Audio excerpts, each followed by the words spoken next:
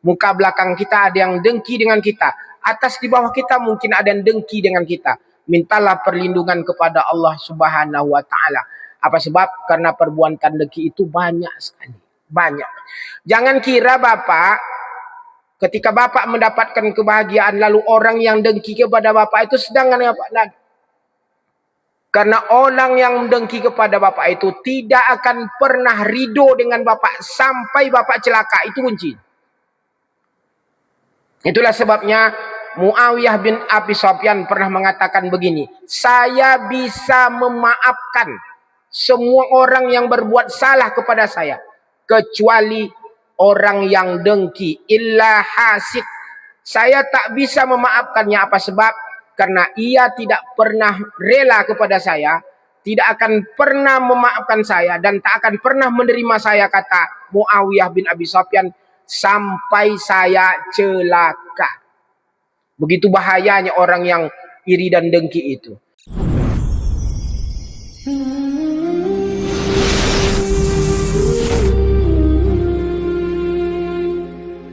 Pada khutbah yang singkat ini, khatib sengaja ingin mengangkat tema tentang hasad dan dengki.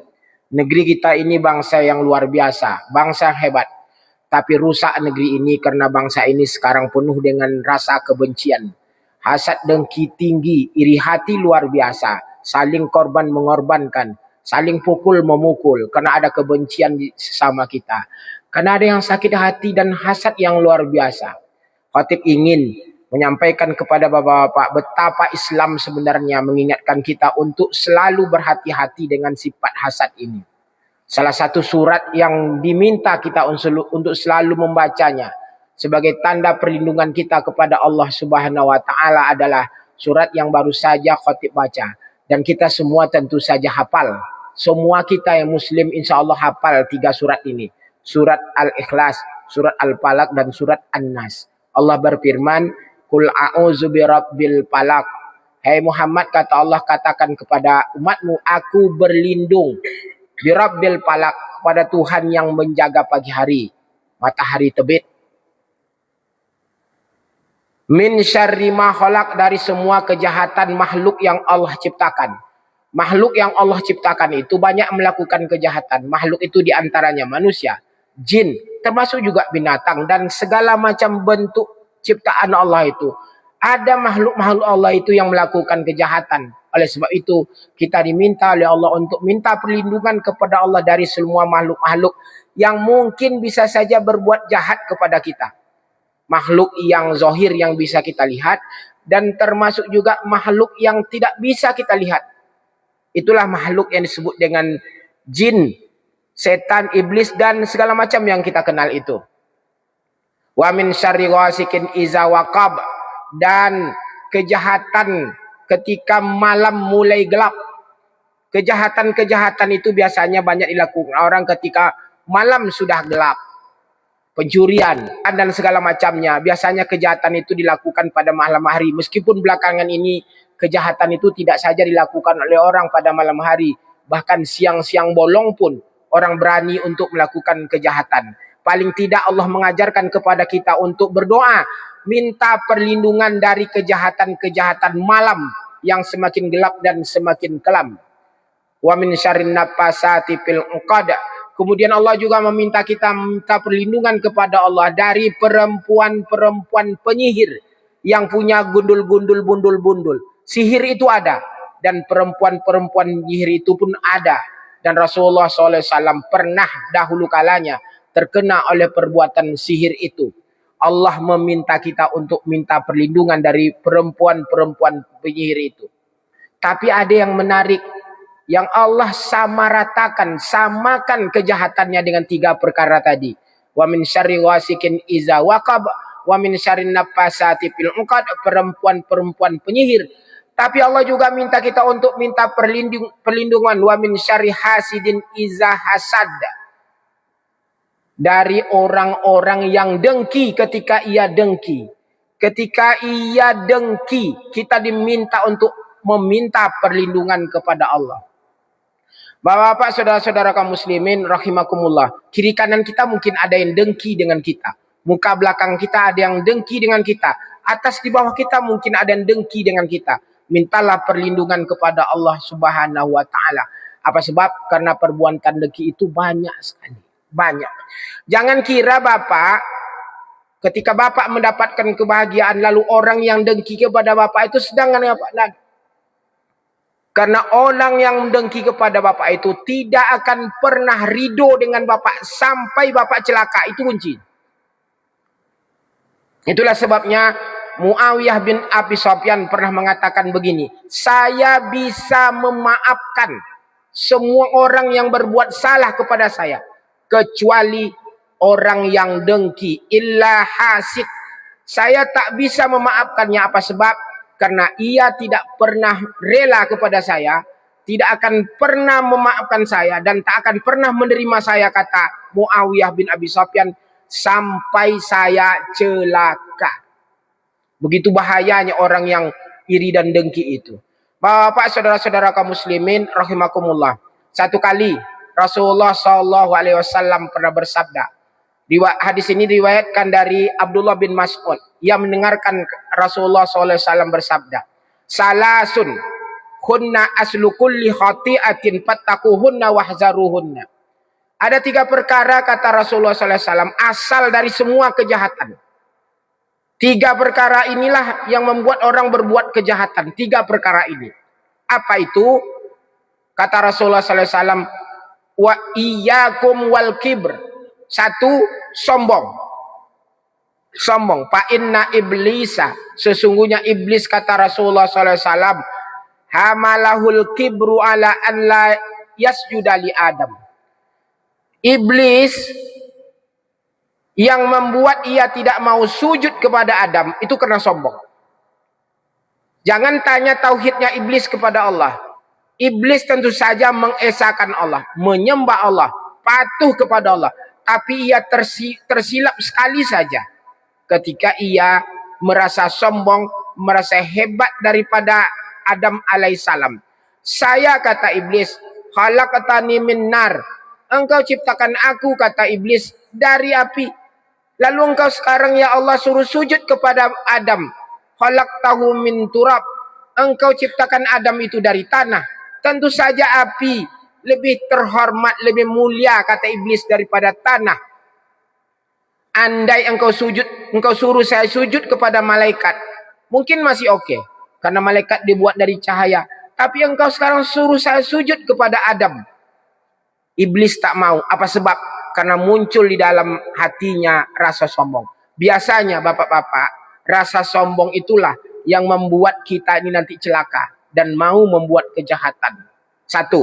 Kemudian kata Rasulullah SAW adalah wa iyyakum wal hirs, tamak, rakus. Fa inna Adam, sesungguhnya Adam, hamalahul hirs.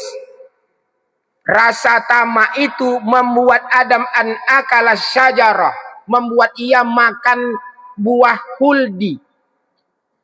Apalagi yang kurang dengan Adam dalam surga dengan Siti Hawa itu? Sempurna semua. Seluruh sudah hebat. Semua nikmat dia dapatkan di dalam surga. Tapi ada rasa tamak, rasa keinginan untuk mendapatkan lebih. Membuat ia terayu dan dapat dibujuk oleh setan untuk mencicipi, memakan buah huldi. Apalagi yang kurang? Ini mohon maaf bapak-bapak, saudara-saudara kaum muslimin rahimakumullah. Kadang-kadang kita melihat orang yang sudah kaya raya. Sudah kaya raya. Apalagi yang kurang? Anaknya hebat-hebat, rumahnya besar, hartanya banyak. Tapi ia masih mau buat kejahatan. Apalagi yang kurang? Kecuali karena dia tamak. Apalagi yang kurang? Jabatan sudah tinggi, sudah jadi wali kota, sudah menjadi gubernur, sudah mendapatkan jabatan yang luar biasa. Apalagi yang kurang? Tapi dia tetap mau membuat kejahatan karena ada tamak, karena ia masih ingin mendapatkan yang lain. Tamak inilah, kata Rasulullah SAW, asal yang kedua membuat orang buat kejahatan, mau buat kejahatan. Wa iyyakum wal hasad. Ketiga, kata Rasulullah SAW, itu hasad, dengki, iri hati, busuk hati, dendam kepada orang. Itu berbahaya sekali. Ini asal dari perbuat kejahatan. Fa inna bnai Adam, Sesungguhnya dua anak Adam, kata Rasulullah SAW, qatalahu sahibahu hasadan. Karena dengkinya lah, karena busuk hatinya lah, ia mau membunuh saudaranya sendiri. Mungkin bapak-bapak, saudara-saudara kaum muslimin rahimakumullah tahu peristiwa tentang Habil dan Qabil. Karena ia iri dan dengki kepada saudaranya sendiri Habil, ia akan menikahi saudari perempuan yang lebih cantik. Dengki itu ternyata berbahaya. Bapak, saudara-saudara kaum muslimin rahimakumullah, ada pendapat ulama yang mengatakan al-hasid jahid. Orang yang dengki itu kafir. Al-hasid jahid, orang yang dengki itu kafir. Ada ulama lain yang mengatakan al-hasud la yasud. Orang yang hasud itu, orang yang dengki itu takkan pernah bahagia, takkan pernah bahagia. Orang yang dengki itu hatinya sempit, dadanya sempit, susah senyumnya. Ia ketemu dengan orang lain takkan muncul di mukanya rasa senang. Maka ia takkan pernah senyum ketemu dengan orang lain. Apa akibatnya? Pikirannya panjang, stres, hatinya sempit. Maka nanti dia akan menderita sendiri, takkan pernah bahagia. Orang dapat nikmat, ia akan sengsara. Orang mendapat kebahagiaan, orang dapat jabatan, dia pun akan jadi tersiksa karena nikmat yang didapatkan oleh orang lain itu. Maka itulah sebabnya al-hasud la yasud. Orang yang dengki itu tidak pernah akan bahagia. Bapak, saudara-saudara kaum muslimin rahimakumullah, hindarilah rasa dengki itu. Hindari, bersihkan di hati kita. Karena rasa dengki itu berbahaya. Yang rugi itu kita sendiri. Kita yang dengki itu yang rugi. Orang yang kita dengki itu biasa-biasa saja. Dia akan bahagia begitu-begitu saja. Tapi kita yang dengki ini akan sengsara. Takkan pernah dapat kebahagiaan. Bapak, saudara-saudara kaum muslimin rahimakumullah. Satu kali Rasulullah SAW menyampaikan di depan sahabat-sahabatnya. Sebentar lagi, kata Rasulullah, akan masuk di depan kita ini, akan hadir bersama kita sebentar lagi, akan masuk di sini, kata Rasulullah SAW, penghuni surga. Penghuni surga. Tak berapa lama masuklah seorang laki-laki dengan jenggot yang dibasahi oleh air wuduknya. Sederhana saja laki-laki ini. Biasa saja sahabat ini. Kalau ditengok-tengok tampangnya, sholatnya tak banyak. Kalau tengok-tengok yang lain tak kelihatan betul dia orang soleh seperti sahabat-sahabat yang lain. Selesai. Besok, tak berapa lama setelah itu Rasulullah juga bilang, sebentar lagi akan masuk seorang laki-laki penghuni surga. Tak berapa lama masuk lagi laki-laki yang kemarin dengan jenggot bekas air wuduknya. Tak berapa lama setelah itu Rasulullah SAW juga mengatakan sebentar lagi akan masuk laki-laki penghuni surga. Laki-laki itu juga yang masuk. Jenggotnya penuh dengan air bekas wudhu. Amru bin As penasaran. Kenapa laki-laki ini disebut oleh Rasulullah SAW penghuni surga? Ia tak pernah lihat laki-laki ini bersama dengan sahabat-sahabat yang lain. Laki-laki ini tak hebat-hebat kali lah. Tapi mengapa Rasulullah SAW sampaikan dia sebagai penghuni surga? Akhirnya Amr bin As mengambil keputusan. Ia ingin mengecek apa amal laki-laki ini sehingga Rasulullah SAW menyebutnya sebagai penghuni surga. Bertamu Amr bin As. Hari pertama dia tak lihat apa-apa. Baca Al-Qurannya tak banyak. Sholat sunatnya tak banyak. Puasa pun tidak. Sholat malamnya sangat sederhana sekali. Biasa-biasalah untuk level-level para sahabat. Impak sedekahnya juga tidak banyak. Bertempur dengan Rasulullah pun tak disebut-sebut namanya. Tapi Rasulullah SAW sebut dia sebagai penghuni surga. Amr bin As mengeceknya. Hari pertama dia tak dapat apa-apa. Hari kedua Amr bin As datang lagi untuk memastikan seperti apa amal laki-laki ini. Sehingga Rasulullah SAW sebut dia sebagai penghuni surga. Tak lihat apa-apa. Hari ketiga Amr bin As datang lagi. Tak lihat juga apa-apa. Karena bertamu itu kewajiban tuan rumah menerima cuma 3 hari. Akhirnya Amr bin As menyampaikan maksud. Kamu disebut oleh Rasulullah SAW sebagai penghuni surga. Apa amalmu yang hebat sehingga kamu bisa masuk surga? Disebut oleh Rasulullah SAW sebagai penghuni surga. Sahabat mengatakan tidak ada apa-apa. Inilah apa yang kamu lihat, itu keadaan saya. Tak ada yang istimewa pada saya. Bapak-bapak, saudara-saudara kaum muslimin rahimakumullah. Lalu Amr bin As ini bertanya kepada Rasulullah, mengapa laki-laki ini disebut sebagai penghuni surga? Satu saja kata Rasulullah jawab, laki-laki ini tak pernah ada hasad di hatinya. Tak ada dengki di hatinya. Tak ada busuk hati ke kawannya, kepada siapa-siapa. Tidak ada sama sekali. Hatinya bersih. Itulah penyebabnya Rasulullah SAW menyebutnya sebagai penghuni surga. Satu kali Al-Asma'i menemui seorang laki-laki tua, Arab Badui, umurnya 120 tahun. 120 tahun. Mungkin di antara kita takkan ada yang sampai 120 tahun. Paling-paling dapat 85, 90 dah hebat itu. 80 pun dah hebat. Rata-rata bisa jadi 65, 75, selesai kita. Ini ada laki-laki umurnya 120 tahun. Al-Asma'i lalu bertanya kepadanya, ma'atwala umruka, umurmu panjang sekali. Apa resepnya? Laki-laki itu tidak menjawab, saya tak makan santan, saya tak makan nasi, gula dan segala macamnya. Laki-laki itu menjawab, taraktu hasadan. Saya tinggalkan dengki dalam hati saya. Saya tak punya rasa dengki. Kalau bapak bersih hati bapak, saudara-saudara semua tak punya rasa dengki, panjang umur bapak, panjang. Hati kita lapang, mudah senyum, orang terima kita. Kita bisa bergaul bebas dengan siapa-siapa. Karena tak ada kedengkian di dalam hati kita. Kalau mau panjang umur, seperti laki-laki yang berumur 120 tahun tadi, buang dengki di dalam hati kita.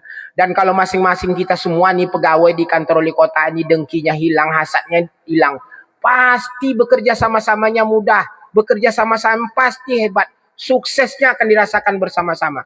Tapi kalau saling dengki-dengki kita, jegal menjegal kita, selesai, pendek semuanya. Barakallahu li wa lakum fil Qur'anil Karim wa nafa'ani wa iyyakum bima fihi minal ayati wa zikril hakim wa taqabbala minni wa minkum tilawatahu innahu huwas samiul alim.